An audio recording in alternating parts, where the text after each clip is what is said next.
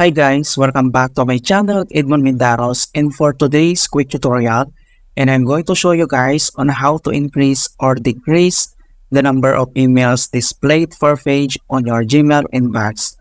Alright, so without further ado, and let's go ahead.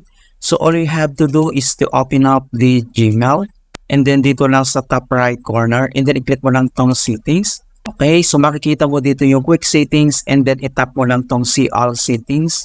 So dito sa see all settings, and then kailangan mo lang i-select dito yung maximum page size. Okay, so may option dito na pwede natin pagpilian. So mayroon ditong 10, 15, 20, 25, 50, and then yung 100 na maximums per page conversations. Alright, so select ka lang dito. Okay, so let's say select lang natin itong 100, and then next step ay scroll down na tayo at kailangan lang natin itong save changes. Okay, so click mo lang tong save changes.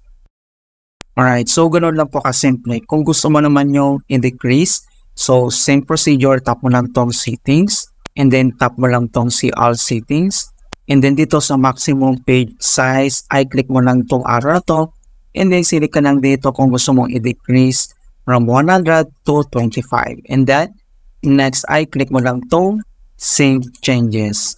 Alright, so ganoon lang po kasimple kung paano natin increase or decrease the number of emails displayed per page in Gmail.